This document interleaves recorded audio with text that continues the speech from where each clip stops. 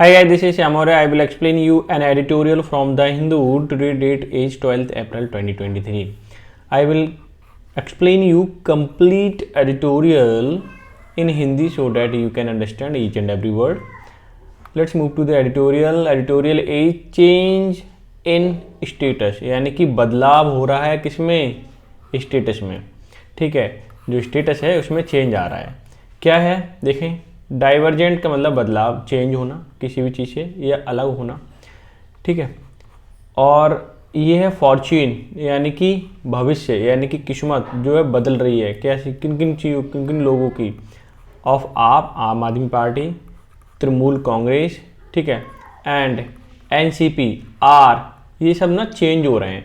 Are linked और जुड़े हुए हैं किससे, टू द कांग्रेस. और ये सब के सब किससे हैं, कांग्रेस से जुड़ चुके हैं या जुड़ रहे हैं, तो जुड़े हुए हैं. इससे क्या हो रहा है, इनका फॉर्च्यून बदलाव होने वाला है, यानी कि जो भविष्य है, आगे की कहानी जो है वो चेंज होने वाली है.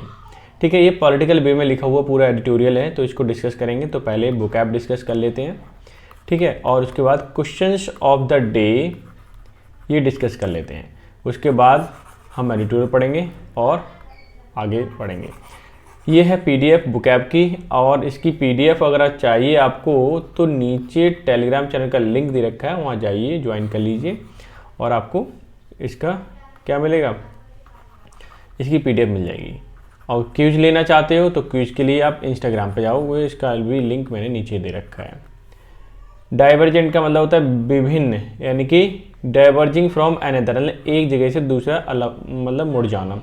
और फ्रॉम आ स्टैंडर्ड, जो स्टैंडर्ड है, जो तरीका बना हुआ है उससे अलग हो जाना या बदल देना. ठीक है, बदल जाना, उसको डाइवर्जेंट बोलते हैं. प्रिवेल का मतलब व्यापकता, प्रबल होना या डोमिनेंट होना. ठीक है, किसी भी चीज़ पर. ड्यूपोली का मतलब द्योधिकार, यानी कि state of mark dominance by two companies, यानी दो लोगों का क्या हो अधिकार और कोई हो ना पाओ. जैसे मोनोपोली होता है, एक का अधिकार हो. ऐसे ही नेक्स्ट वर्ड है सैलिएंट. सैलिएंट का मतलब मुख्य, प्रमुख, प्रोमिनेंट और स्ट्राइकिंग दोनों ही सिनोनिम है. मिलियू का मतलब होता है परिवेश, स्थिति, हालात, सराउंडिंग्स, ये इसका सिनोनिम है. नॉच अप का मतलब टू अचीव समथिंग, यानी कुछ चीज़ को प्राप्त कर लेना. डिस्टिंग्विश का मतलब होता है पहचान, फ़र्क बताना. मार्क एज डिफरेंट, की मार्क कर देना कि ये इस तरह से ये अलग है, डिस्टिंग्विश है. ठीक है, नेक्स्ट है एक्कोलेड का मतलब होता है सराहना, शाबाशी देना, यानी कि अवार्ड, ऑनर, लॉरल, ये सब दोनों तीनों क्या है, सिनोनिम है. कोहेरेंट का मतलब होता है सुसंगत, सामंजस्यपूर्ण या समझने में सरल होना. टेनिसियस भी आप बोल सकते हैं. अब आगे देखें, टैक का मतलब रिवर्स या ऑल्टर या फ्लिप, यानी कि चेंज होना. ठीक है, सीधे सीधे बोल सकते हो. इन कोएट का मतलब अपरिपक्व या शुरू का, या ओनली पार्टली इन एग्जिस्टेंस, मतलब थोड़ा सा ही एग्जिस्ट करता हो. और इम्परफेक्टली भी आप बोल सकते हैं. फोरे का मतलब होता है प्रारंभिक प्रयत्न या एन इनिशियल अटेम्प्ट, शुरुआत में ही अटेम्प्ट करना. ठीक है, तो अब चलते हैं भाई क्वेश्चंस ऑफ द डे पर. ये क्या कहता है, the job for drawing water, यानी पानी निकालने का जो जॉब है या उसी के लिए जॉब. फ्रॉम विलेज वेल, यानी गाँव के कुएँ से. इज यूजुअली, जो ज़्यादातर. क्लियर. एंड कैरिड आउट, जो किया जाता है. बाय द विमेन, जो विमेन के द्वारा, या फिर यंग गर्ल्स, या जो यंग गर्ल्स है उनके द्वारा कुएं में से पानी निकालने का काम किया जाता है. अब इसमें बताना एरर कौन सा है. ये क्वेश्चन CHSL में आया हुआ है 2016 में. ठीक है, मैं बता दूं, इसमें प्रीपोजिशन रिलेटेड एरर है फर्स्ट पार्ट में. द जॉब ऑफ, किसका जॉब, यानी पानी निकालने का. ठीक है, कहाँ से, गाँव के कुएँ से. किनके द्वारा किया जाता है, साधारणतः लेडीज वुमेन के द्वारा या फिर यंग गर्ल्स के द्वारा. ठीक है, क्लियर होगी पूरी हिंदी. अब यहाँ पे एरर जो है वो ऑफ का है, यानी कि यहाँ पे फॉर की जगह आपको क्या लिखना है, यहाँ पे ऑफ लिखना है. एरर क्लियर हो गया. नेक्स्ट पे चलते हैं. नेक्स्ट वर्ड क्या कहता है, देख लें. I always enjoy to read books, no error. ठीक है, ये है. इसमें एरर क्या है, पहली बात तो बता दूँ मैं आपको कि आई ऑलवेज एन्जॉय. ठीक है, एन्जॉय जब भी आया तो उसमें जेरंड फॉर्म आएगा. कैसे, रीडिंग, ये देखिए, यानी कि आई ऑलवेज एन्जॉय रीडिंग बुक्स, यानी कि मैं हमेशा क्या करता रहता हूँ, एन्जॉय करता रहता हूँ किताबों को पढ़ना. क्लियर हो गया. यानी कि एरर जो है आपके इसमें कौन से पार्ट में है, इस सेकंड पार्ट में। क्लियर हो गया? तो ये थे आज के क्वेश्चंस और बहुत इंपॉर्टेंट क्वेश्चन होंगे। आई थिंक आपको समझ आ गए होंगे, आपने खुद ही कर लिए होंगे और वोकैब के लिए, ठीक है। और इसकी PDF ज़रूर डाउनलोड कर लिया करो ताकि आप चीज़ें ग्रैब कर पाओ। साथ ही साथ एक लाइक कर दिया करो, ठीक है, और शेयर कर दिया करो। और अगर चैनल पे नए हो तो चैनल को सब्सक्राइब कर लो, जिससे कि ये वीडियो जो है रेगुलर वे में आपको मिल पाए। अब फिर से पढ़ लेते हैं भाई, क्या है चेंज इन स्टेटस, यानी स्टेटस में बदलाव हो रहा है, स्थिति में बदलाव हो रहा है। डाइवर्जेंट फॉर्च्यून ऑफ आपका क्या है, डाइवर्जेंट हो रहा है फॉर्च्यून, यानी कि इसमें हो सकता है इनकी किस्मत बदले, आगे चल के चेंज हो जाए कुछ भी, ठीक है, या हालात भी बोल सकते हो, बहुत सारी चीज़ें होती हैं फॉर्च्यून का मतलब। किस किस का, आपका है, तृणमूल है एंड NCP है। आर लिंक्ड, ये सबके सब सब्जेक्ट हो गए 1 2 3, तो फिर ये ऑब्वियसली ये प्लूरल हो गया, तो वर्ब जो आनी है वो प्लूरल आनी है। तो are linked to the Congress, जो कि कांग्रेस से सब क्या है, कनेक्टेड है अभी, यानी इतनी सारी पार्टी हैं वो कांग्रेस से कनेक्ट हो रही हैं स्थिति बदलने के लिए। अब मैं चलता हूँ एडिटोरियल पर। टाइटल सब टाइटल मैंने दोनों ही क्लियर कर दिए हैं, पहले से हाईलाइट कर देता हूँ और फिर हमसे एक्सप्लेन करने वाले हैं। इन मोस्ट इलेक्टोरल डेमोक्रेसीज, ठीक है, ज़्यादातर, मोस्टली, ठीक है, इलेक्टोरल मतलब जहाँ पर इलेक्शन होते हैं, डेमोक्रेसीज है, लोकतांत्रिक है। Where the first past the post system, first past, ठीक है, the post system prevail competition results mostly in duopoly. Duopoly मतलब जहाँ 2 लोगों का अधिकार हो या 2 ही लोग हों, वही बिजनेस करते हो, वही सेटअप बनाते हो, सब काम वही करते हो, ठीक है। But India has been an outlier, ठीक है, ये है सेंटेंस। अब इसका हिंदी समझिए।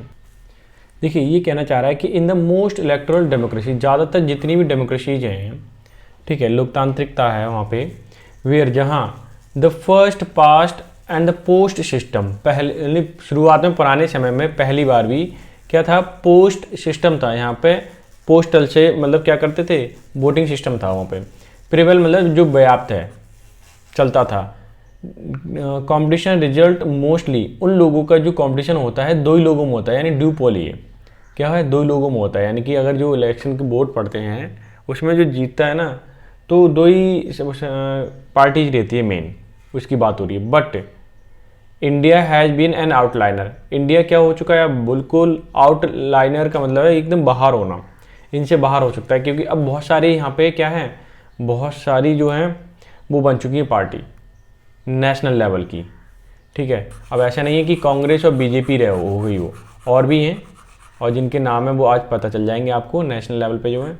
This is the largely because it vast federal setup and diversity have led to the flowering of several regional party that have come salient in their respective state। अब ये देखिए क्या कहना चाह रहा है, this is a largely because, ये बहुत बड़े पैमाने पर है, इट्स वास्ट फेडरल सेटअप, और इनका जो सेटअप है ना बहुत बड़े लेवल पर, संघीय तौर पर बहुत बड़े लेवल पर। डाइवर्सिटी, विविधता है इसमें, हैव लेड द फ्लावरिंग, ये क्या करता है, जो डाइवर्सिटी है इसमें, उससे क्या होता है, ये फ्लावरिंग में फलती फूलती है ये पार्टी। ऐसा नहीं है कि डाइवर्सिटी अगर नहीं होगी, विभिन्नता मतलब सारे लोग उसमें कनेक्टेड नहीं होंगे तो वो बढ़ नहीं पाएगी, वो सिमट जाएगी थोड़ी सी जगह में। ऑफ सेवरल रीजनल पार्टी, क्या है, ये जो जितनी पार्टी होती है बड़ी पार्टी, उसमें छोटी छोटी पार्टियाँ भी इन्वॉल्व होती हैं, रीजनल जिसको हम क्षेत्रीय पार्टी कहते हैं। डैट हैव कम सैलियंट, जो उनका प्रमुख रोल रहता है इन देयर रेस्पेक्टिव स्टेट, उनकी जो जिस स्टेट की वो पार्टी है उस स्टेट में उनका काफ़ी बड़ा रोल रहता है। क्लियर है? अब मैं इसे हटाता हूँ, नेक्स्ट सेंटेंस को हाईलाइट करता हूँ ताकि आप समझ पाएँ। ये देखिए, for the Aam Aadmi party to be recognize as a national party by election commission of India in value. देखो ये सेंटेंस थोड़ा सा बड़ा हो सकता है लेकिन डरने वाली बात नहीं है। क्लियर? अब देखिए यहाँ पे ये क्या कहना चाह रहा है कि फॉर आम Aadmi party to be recognise, जो पहचानी गई है, ठीक है, एज अ नेशनल पार्टी। अब ये आम आदमी पार्टी क्या है, नेशनल पार्टी है, bye the election commission of India, यानी कि इलेक्शन कमीशन ऑफ इंडिया ने मोहर लगा दी ये कैसी है, नेशनल पार्टी है। इन दिस मिलियो, मतलब इसी अगर माहौल में देखें अभी ये नेशनल पार्टी है। देयर आर 6 सच नाउ, ऐसी 6 हैं, ठीक है। देयर आर 6 सच नाउ, 6 हैं। इज अ क्रेडिटेबल अचीवमेंट, ये एक क्रेडिटेबल अचीवमेंट है, श्रेयात्मक, ठीक है।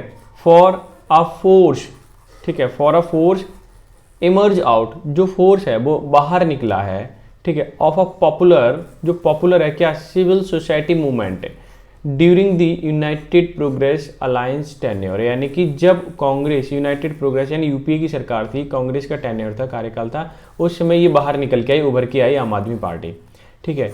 तो कहीं ना कहीं बहुत अच्छी बात है, आम आदमी पार्टी यानी कि पार्टी, अब वो भी नेशनल पार्टी बन चुकी है अब वो, ठीक है। तो देश के लिए फ़ायदा ही होगा, एक अच्छा करने के लिए कुछ काम करेंगे ये लोग। अब देखिए ये क्या कहना चाह रहा है कि फ्रॉम नॉचिंग अप, नॉचिंग का मतलब किसी चीज़ को प्राप्त करना, रिपीट मतलब बार बार, विक्ट्री मतलब जीत, इन दिल्ली की आम आदमी पार्टी ने दिल्ली में क्या है, बार बार जीत प्राप्त की है, एंड कैप्चरिंग पंजाब, और जीत पंजाब में भी इन्होंने ली है, ठीक है। To registering the respectable vote share, एक काफ़ी बड़ी मात्रा में इन्होंने वोट शेयर हासिल किया है गुजरात में भी एंड गोवा में भी, ठीक है। The party has grown, party बढ़ चुकी है, into a electoral alternative in some states, और दूसरे स्टेटों में भी ये पार्टी अपना दबदबा बना चुकी है। Way the Congress is weak, लेकिन जहाँ जहाँ कांग्रेस क्या है, कमज़ोर है, वहाँ पर आम आदमी पार्टी ने अपनी बढ़त बनाई है, यानी कि ठीक है, प्रोग्रेस की है और अपना अच्छा एक डोमिनेंस बना दिया उन्होंने, आम आदमी पार्टी ने, क्योंकि कांग्रेस वीक है और विपक्ष में कोई है नहीं, तो अब कौन आया, आम आदमी पार्टी आ गई, ठीक है। अब देखिए दिस हैज़ अलाउड इट, इसे अलाउ करता है टू क्रॉस द थ्रेशोल्ड, कि जो लिमिट है ना उस लिमिट को आगे बढ़ो, set by the election commission of India for national party recognition, जैसे कि उसे अब क्या कर दिया है, इलेक्शन कमीशन ऑफ इंडिया ने नेशनल पार्टी बना दिया इसे, स्टेट पार्टी तो नहीं है अभी, ठीक है। जब नेशनल पार्टी है तो इसे अपना जो थ्रेशोल्ड है, जो दायरा है, थ्रेशोल्ड मतलब दायरा है, उसे बढ़ाना है। अब ऐसा नहीं कि दिल्ली पंजाब में रहना है, बल्कि और स्टेटों में भी, दूसरे जो स्टेट हैं, ठीक है, उसमें भी जा कर के अपनी पहचान बनानी है, जिससे कि ये जीत पाएँ। क्लियर है। अब ये सेंटेंस है, ये देखिए क्या कहता है।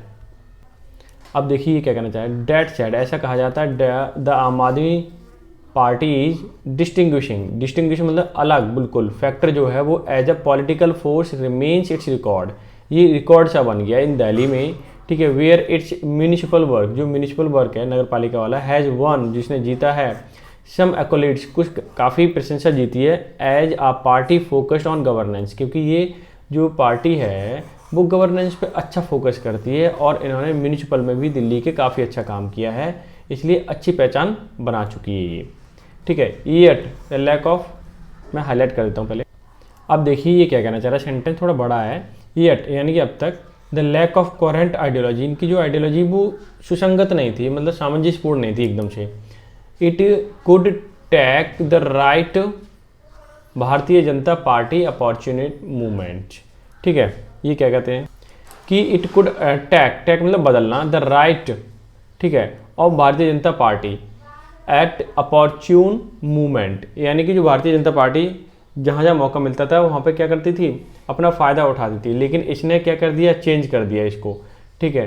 टू द लेफ्ट, जो लेफ्ट में, यानी कि Congress at time while its position, ठीक है, जब कांग्रेस के टाइम में इसकी जो पोजीशन थी on a national and international issues remains inchoate, ठीक है, एट बेस्ट।